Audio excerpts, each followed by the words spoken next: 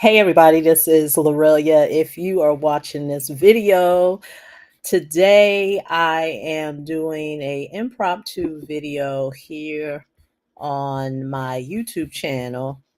Um, and I'm breaking down these mortgage notes. So what I'm trying to do is I'm trying to do a full screen, but looks like I'm not going to be able to do them. Let me just make my view a little bigger. So normally when I do these videos, um, I'm usually doing my podcast, Never Lose a Deal, but I thought I would do an impromptu video breaking down these mortgage notes. So what are you looking right now? If you're looking at my screen, um, this is a recent tape that I recently got from an asset manager. So right now, as I film this video, it is 2024 in September, and we're currently in a market where everybody is talking about there's no deals.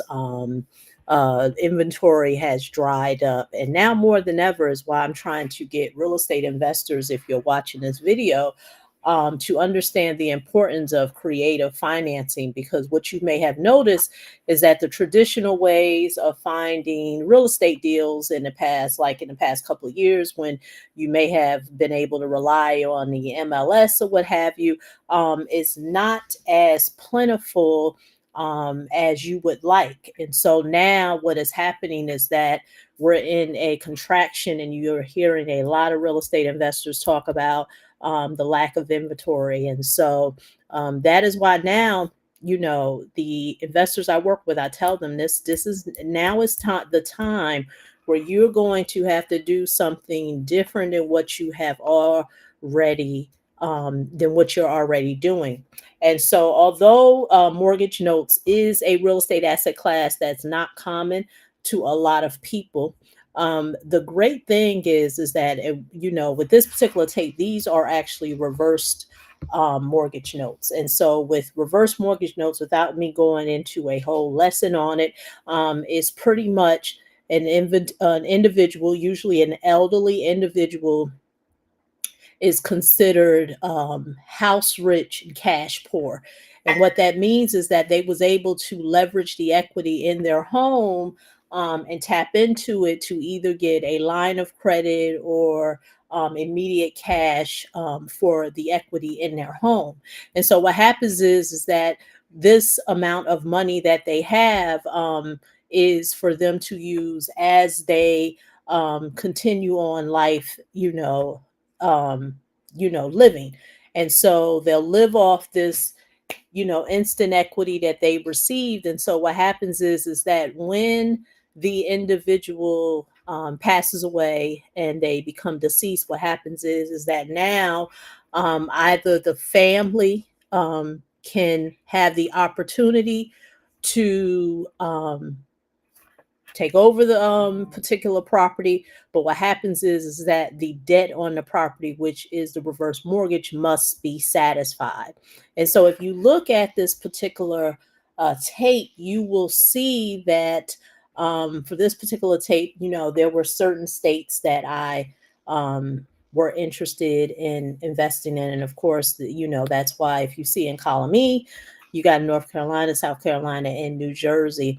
And so the great thing creatively about reverse mortgages is that, unlike non-performing mortgages or regular mortgages, where you're actually buying the lien against the property and the person is now paying you and you become the bank, reverse mortgages are a little different because, of course, the deceased has now died. And so what happens is that, like I said, if the heirs want to be able to keep the home, they're going to have to pay the debt that's on the property. And the debt is the equity that was extended to their loved one. And so, and the good thing is, from the creative side, is that these homes are empty. So what happens is, of course, if this was a strategy that an investor is looking to get access to inventory when it comes to real estate, reverse mortgages in regards to a mortgage, the mortgage tape, what happens is that once they do the workout with the bank and decide on what's a comfortable number when they put in their bid, you're getting the property empty. Now I'm just giving you a very top level um explanation of this whole process. Of course there is due process, because understand, there's probate, there's heirs, and so of course the heirs have to be presented with the opportunity to be able to pay off the debt. And if that's the case, of course, you don't get the home. But in the event that they do not decide to pay off the debt, voila, then you will proceed with moving forward so you can take um, acquisition of the property. Like I said, I'm doing a very quick overview. I'm not giving you step by step, but I'm showing you this video just to give you an idea of, the ones that are highlighted are ones that I actually kind of looked at. And that I am interested in moving forward with. And then the other ones I haven't quite got to it, or I'm just not really interested.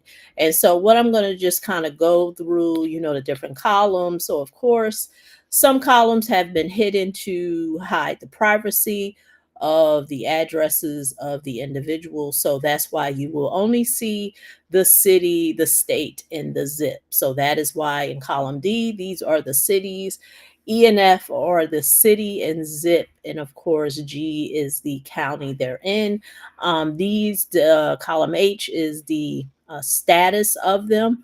Some are in prejudgment, some have pending first legal, meaning moving forward to foreclosure, what have you. And of course, occupancy vacant, because once again, these reverse mortgages, the person who was extended the equity given to them for their home has now passed away. So you're getting the property empty, because unlike a non-performing mortgage or a performing mortgage note where the actual person who owns the home will now be paying you, that's not the case with reverse mortgages. The BPO is based on what the bank has valued the property for. Of course, interest rates are zero, because with reverse mortgages, like I said, the owner was given equity for that property. So of course they don't, with reverse mortgages, if you're familiar with them, you're not actually paying, you're not making payments on the equity that you borrowed. Because a lot of times the terms of the reverse mortgages, as long as you still stay in the home and you don't rent it out or what have you, you live there, you don't have to make payments. And of course, the current UPB, and then you have the payoff column, and then you have the property type, single family homes, condos, or what have you. And then, of course, a bedroom count, a bath count, square footage, the year built, and if it has a garage or a carport. So, what I'm going to do is I'm going to come back to my screen here, and then I am going to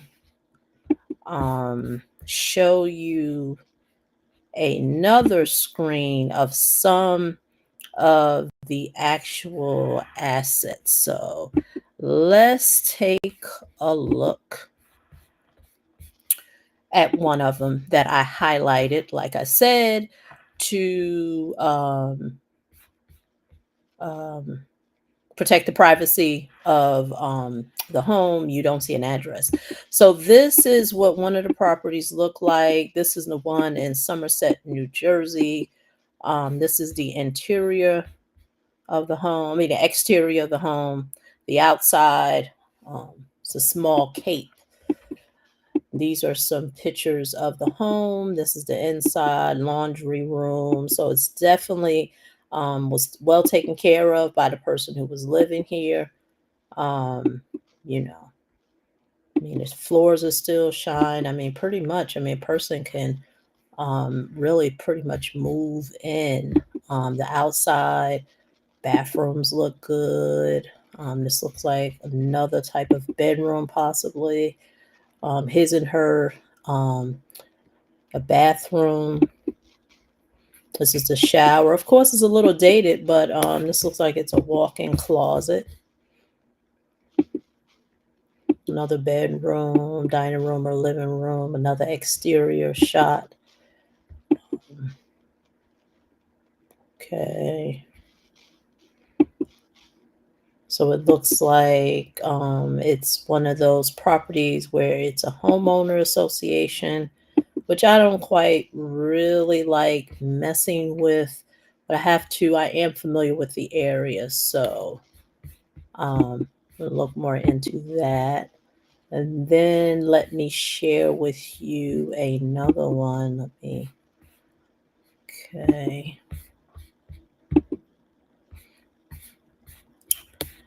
Oops. So, and this is a little home. Don't have no interior shots of this home, but it's this little small little cape right here.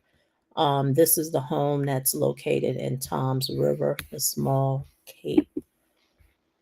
Let me come back over here, look for another one. I think this one is going to be the North Carolina one. And I know I'm moving very fast. And this right here is in Fayetteville, North Carolina.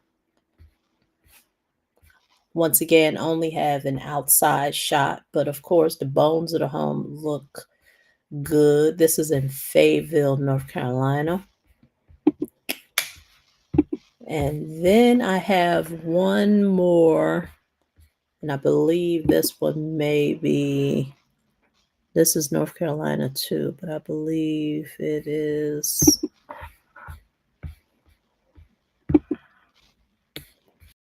this is the one in Winston-Salem. I hate when this happens. Yeah, right here. So, small little home. Yep. So, once again, only have an exterior shot there. But, ladies and gentlemen, going back to what I said, this is an example of what is possible. Like I said, you have people who in this market are talking a lot about, there's no deals, there's a lack of deals. And now more than ever, you have to get a bit creative with how you are going to acquire real estate. And so, like I said, I did a very top overview of reverse mortgage notes, but understand in the scheme of mortgage notes, you're literally just buying the paper. You do not have access to the property. But if you wanted to move forward with the property, like I said, with reverse mortgages, the property is already empty. So, of course, you're not doing any foreclosure, but you have to understand, you have to know the state laws of your state in terms of the probate process, because the heirs do have to be served.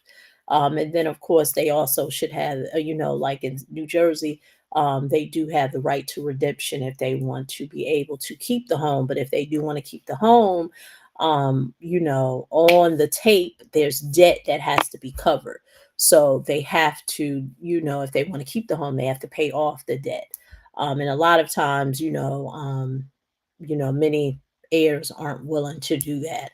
And so this is an example of things that is going to be necessary moving forward. Of course, I'm no Nostradamus, so I'm not going to sit here and claim to know what is going to happen in the future. But what I do know is that you're going to have to go outside of your normal buy box in ways of doing things when it comes to real estate. And that is what a lot of people do not know. They're still trying to acquire real estate, the same way they may have did a few years ago, which is dealing with the MLS. And of course, with the MLS, things are crowded or what have you. And that is why I'm all about building relationships and finding other ways to be able to get access to deals. And so, what I do want to share with you as I film this video I am going to be doing a Saturday workshop in 2 weeks, depending on when you see this video. It'll be in September. But if you go to the link below this video, I have a few links.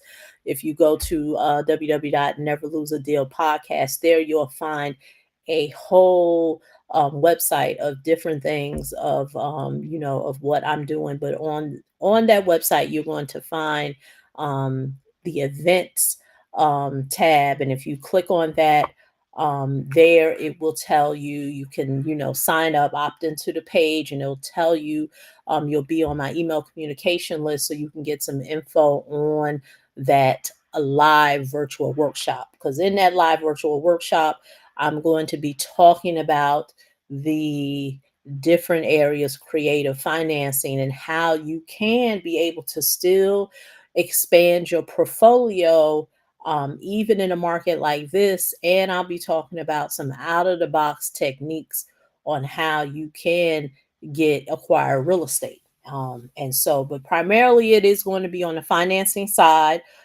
because what a lot of people don't know is that there are 100 ways to skin a cat. And a lot of times people only know there's one way of doing things. And if that's the only way, they think there is no way. Because for the past couple of episodes of the podcast, I've been talking a lot about investor loans.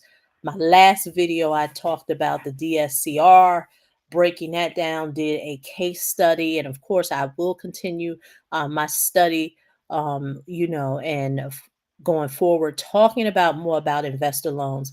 But understand this.